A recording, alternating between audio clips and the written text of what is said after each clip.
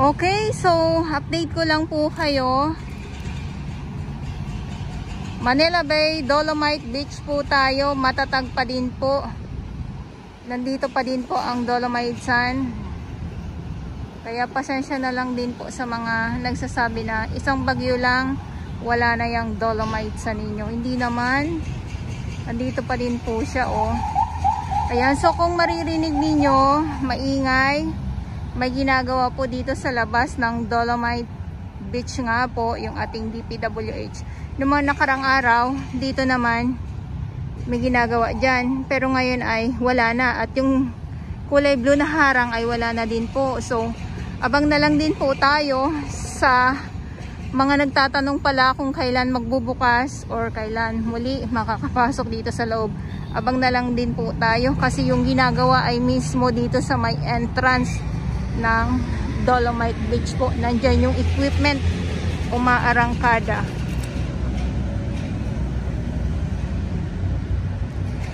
At yung ating mga warriors patuloy pa din po na nandito. Binabanggit ko ng paulit-ulit yan para sa ating mga viewers, lalong-lalo na sa mga baguhan na nagsasabi na wala na daw pong naglilinis. Pinabayaan na daw ang Dolomite Beach. Ay, porket hindi mo nakita sila, pinabayaan agad or wala nang naglilinis. Hindi, meron pong naglilinis. Araw-araw po yan sila nandito. Kahit nga bumagyo, nandito po yan sila eh.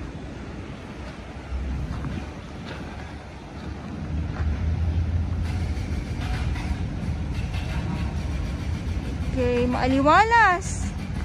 Maaliwalas ang Dolomite Beach, ang ating ang ating paligid. Lagi na lang maaliwalas, ano? Buti na lang laging maaliwalas. Paano na lang kung hindi? Sa paghapon pala, high tide. Pero pag low tide to, ay nako, grabe yung grabe yung kikita natin dito na mga lamang dagat na naman. Tapos yung mga isda na pumaparada. Ay, pumaparada.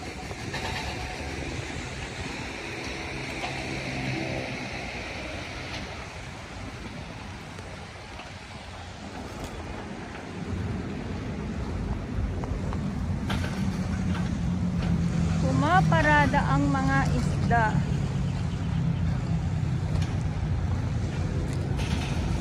Gusto ko yung mga shell. Iba't ibang mga shell at mga grabe naman yan, ha. Yung mga isda kasi naglulundagan na naman eh. Hindi man lang yung mga isda naglulundagan na naman. Hindi man lang ako tinetext na kailangan ay sila. Ayun na nga sa may kabila. Ang dami.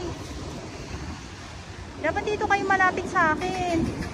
Hinahagad yan sila ng mga ng malalaking isda. Katulad nung nakuhanan ko kanina. Ang laki pa naman noon.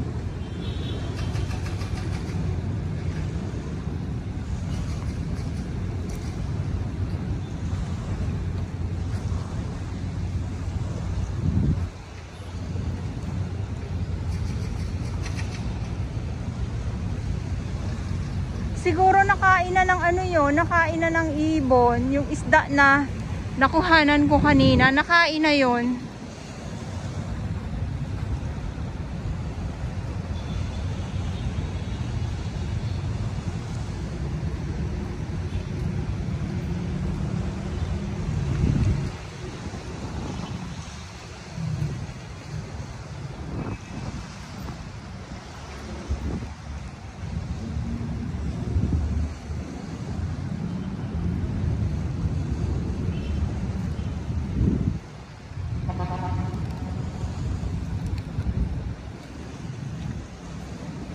Ay, pa-low tide na nga talaga to.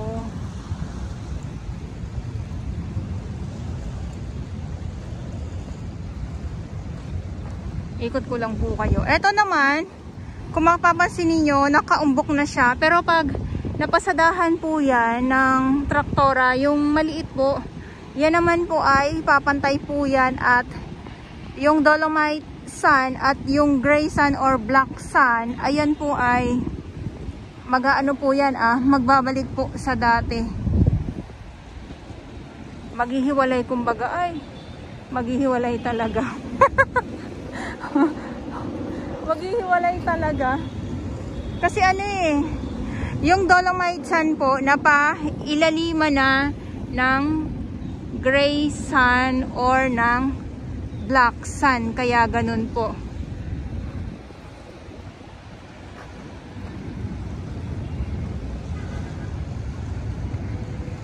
Tapos etong mga dambuhalang mga kahoy, ayan so ito yung ating dalampasigan. Ayan po, ito yung ito yung bakas ni Bagyong Isang po dito sa Dolomite Beach po yan. Para para makita nyo po. Yan. Tapos yung isa pa.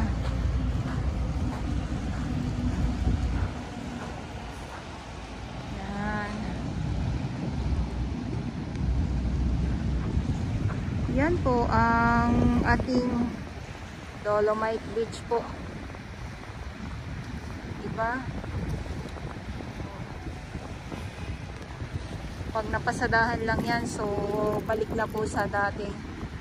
Yan lang naman yung maintenance po talaga.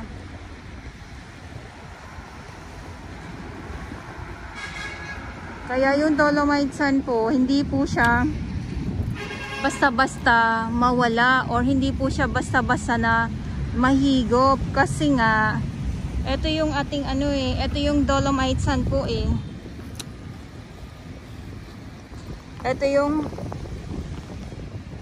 dolomite sand. Ayan, so sana kita nyo. Ayan. Ayan yung dolomite sand. So yung butil niya kumbaga malalaki.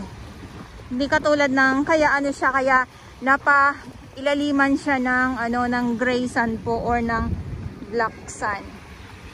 So dito naman eto na nga, so na, low tide na.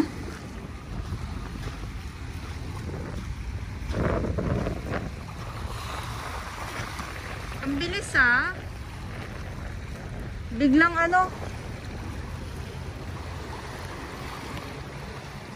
biglang low tide.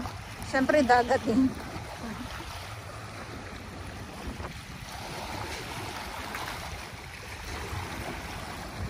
Naku, pag may makita talaga ako dito.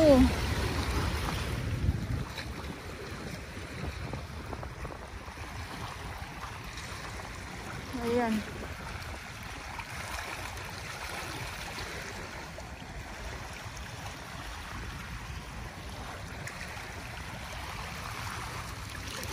Dito minsan yung mga hipon, yung mga ganun.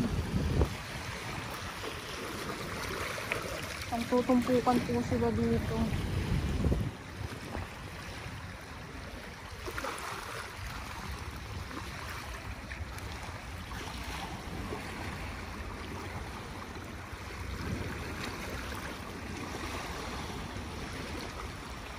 Yung mga maliliit na mga isda nandito noong nakarang araw. Diyan sila. Diyan, yan. Kinakapitan po yan. Itong gel textile. Kung mapapasin ninyo kung ano yung na yan. Yan, lumot po yan.